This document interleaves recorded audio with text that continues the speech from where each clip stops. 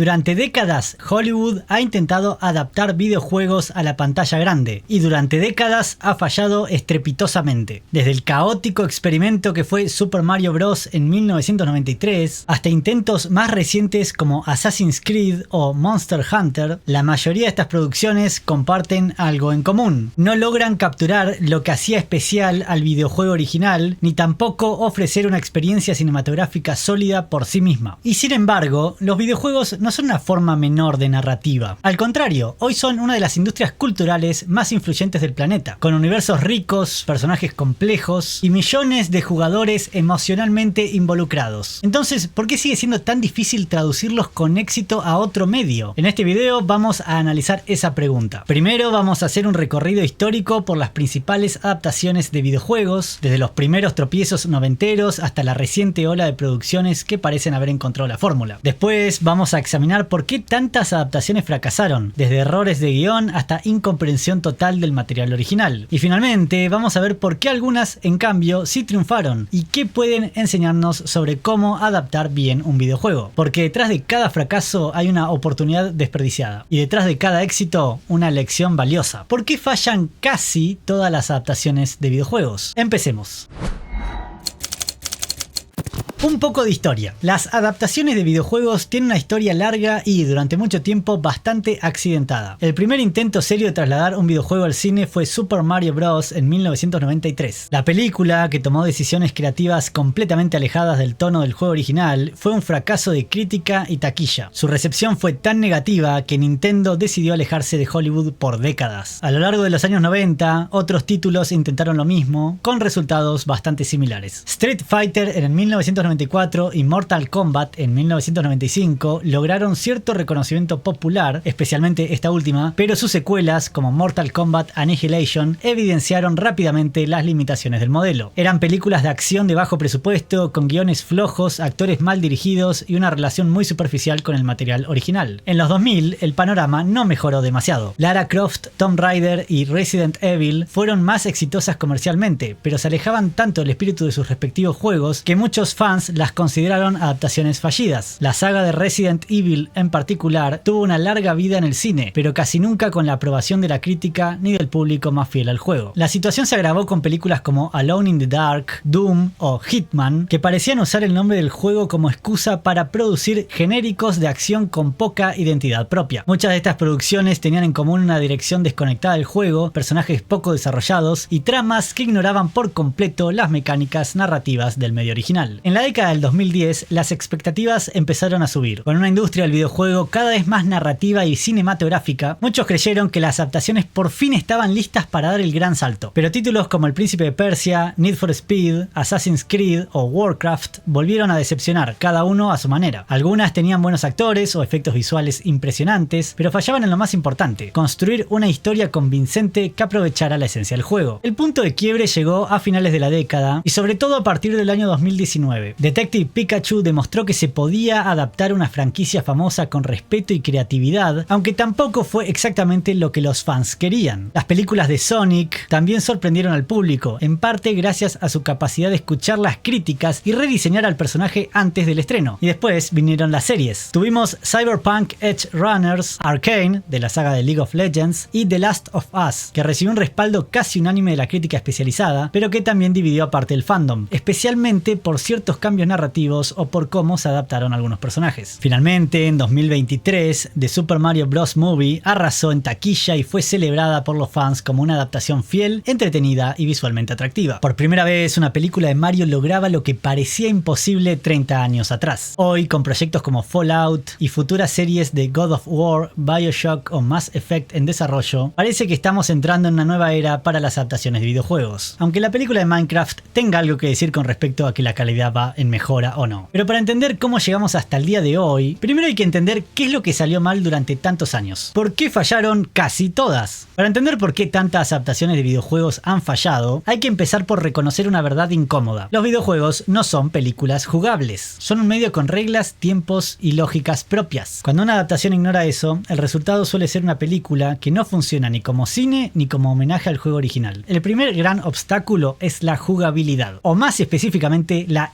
interactividad. Los videojuegos se construyen en torno a lo que el jugador hace: explorar, tomar decisiones, resolver conflictos, controlar directamente a los personajes. Esa participación activa crea una experiencia emocional muy distinta a la de ver una historia pasar en pantalla. Por más fiel que sea una película al argumento de un juego, nunca podrá replicar la inmersión que genera tomar el control de un personaje, enfrentarse a un desafío y superarlo con nuestras propias acciones. Esto explica por qué muchas adaptaciones fracasan cuando intentan simplemente copiar la historia del juego. Lo que en un videojuego es una experiencia intensa y participativa, en una película puede volverse plano o desconectado. En Assassin's Creed, por ejemplo, las secuencias de acción que resultaban emocionantes en el juego se convirtieron en momentos confusos o carentes de peso dramático. El guión trató de explicar una mitología compleja sin apoyarse en la exploración gradual que el juego permitía, y el resultado fue una narración fría y sobrecargada. Otro problema común es la falta de comprensión del tono y del mundo del juego. Muchas adaptaciones se quedan en lo superficial. Toman los nombres, algunos escenarios, algunas referencias visuales, pero ignoran lo que hace especial ese universo.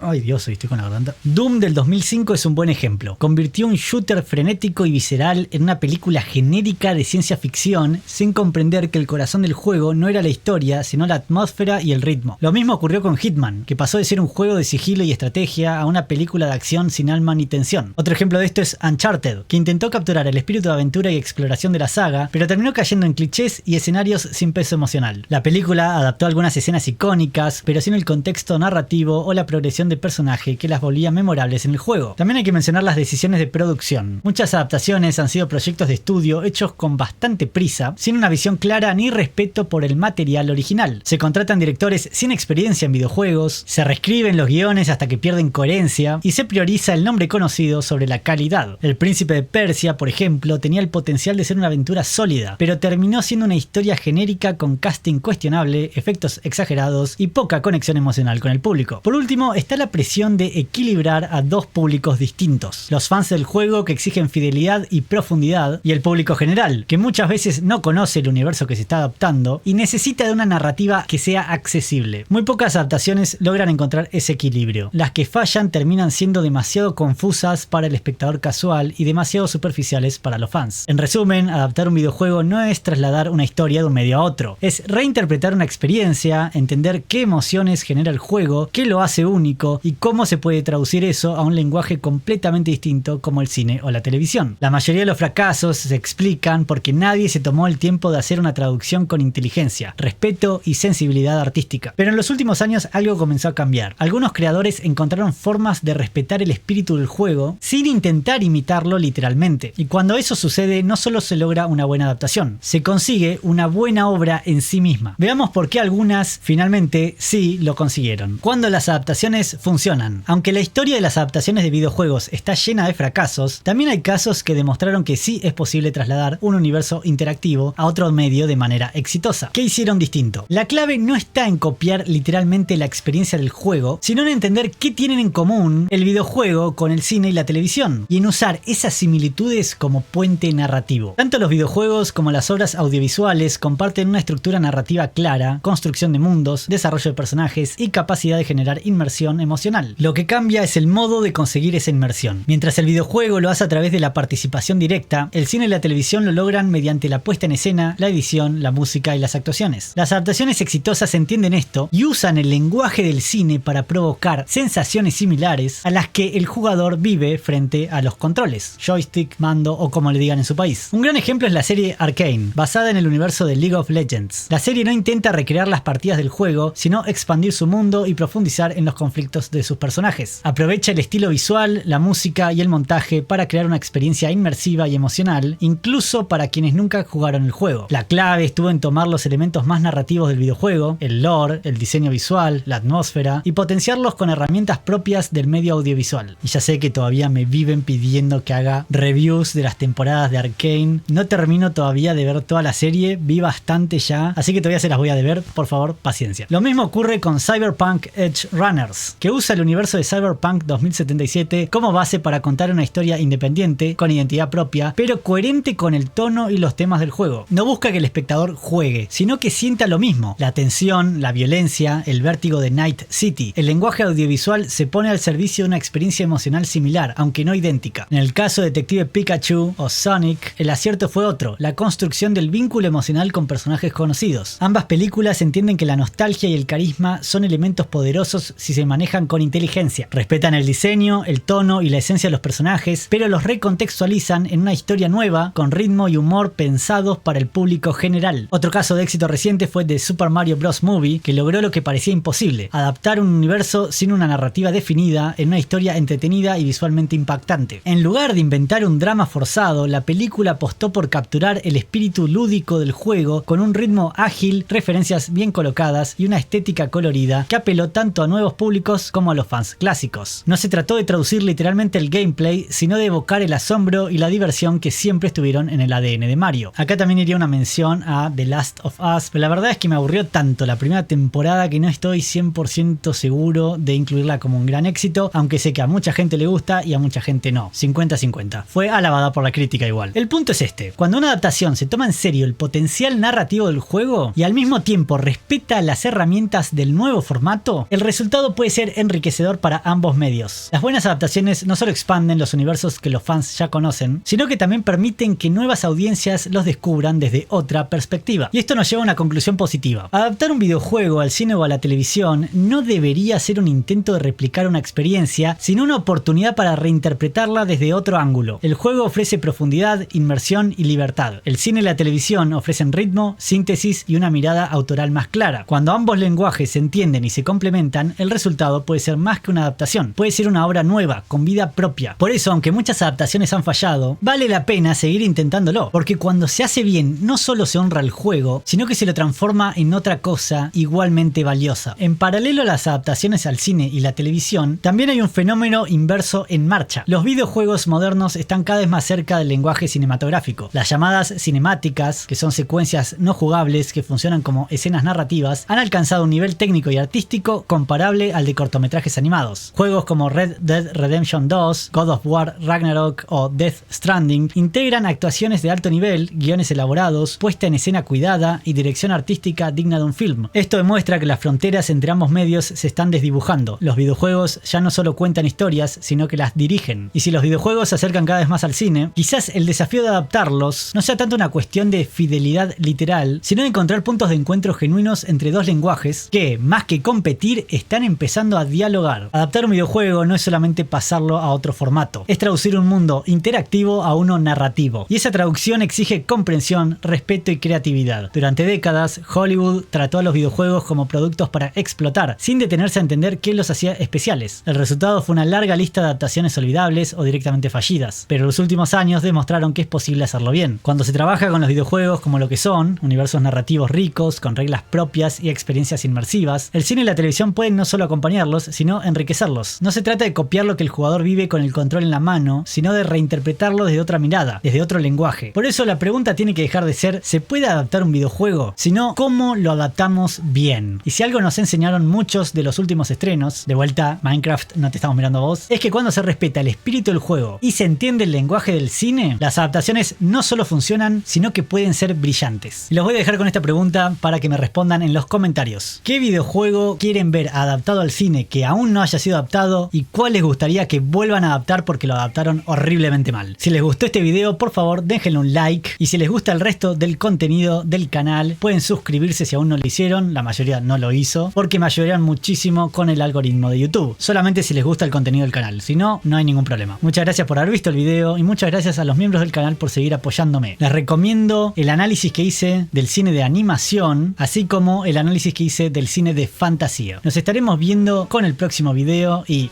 ¡corte!